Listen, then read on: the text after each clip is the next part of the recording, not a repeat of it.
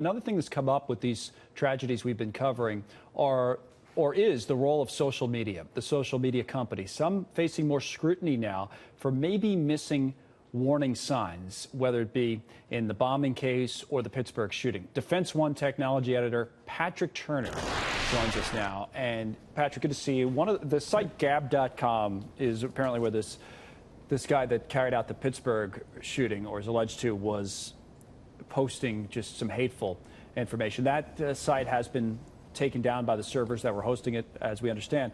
But the other thing that's interesting about this is Twitter's role, right? Because Cesar Sayak, the suspect in the bombing case, had been, said to have threatened people that, people appear on TV and others on Twitter. Complaints were filed. Twitter said no violation of our policies. So, think anything changes as a result of this in terms of how the companies respond?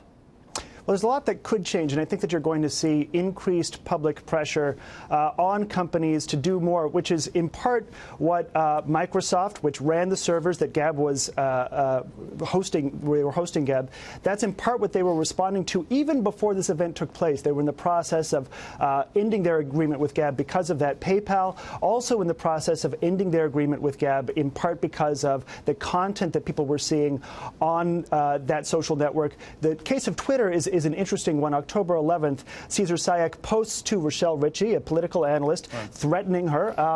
And then 2 weeks later, after this event happens, Twitter over the weekend publicly apologizing. So if you're a social media company, that's not a great place to be, is publicly apologizing for an event in the news 2 weeks after the fact.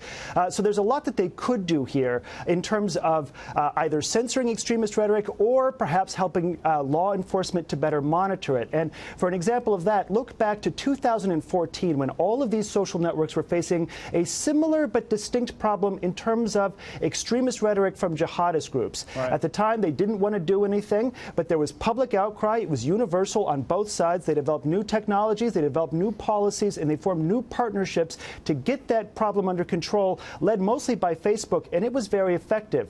We're dealing with a different problem here. It's much more politically sensitive, but in theory, the same technological and policy solutions could work in that same way. I think some people probably wonder about the numbers and whether the numbers of either complaints or incidents would be overwhelming to a company like this. Do you know anything about that, or what would your view on that be? Say, for example, I'm sure there's all kinds of nonsense out on Twitter. We know that, and you could check anybody's replies or mentions and you're going to see that. But in terms of reported incidents like this one, where someone gets what they perceive to be a threat and they report it, maybe it doesn't violate the standards. Maybe it's not a direct threat, just makes someone uncomfortable. But now Twitter has something. They have a complaint. Or could they at least, to your earlier point, go to the authorities, or would the numbers even of those complaints be overwhelming? The reason I ask is I don't know. I don't know if Twitter's been able to come out and be public with that kind of information.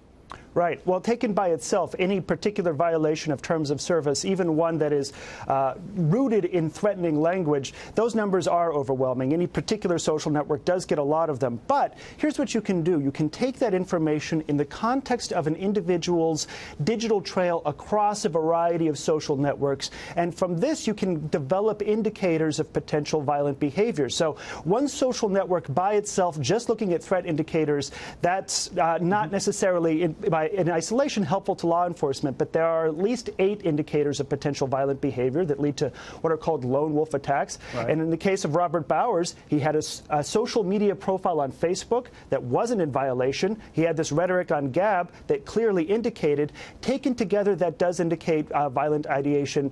And when the Facebook and Twitter and all of these social networks were dealing with this problem with jihadist propaganda, they agreed to work together to share that information, and that's the key here. They all have to get out of their silos and say this is a problem that we have to deal with collectively that will bring down the number of false positives, probably address some of the political outrage too, and better tackle this problem. Yeah, it's something that's worth looking into, and it's not to say that there's blame to assign to these companies. The blame's with the person who carried out the terrible crime, but it's whether or not there's a responsibility for these companies maybe to get out ahead of it and do a little bit more than they've been doing. Patrick, good to see you. Thank you for the analysis. Thanks for coming on.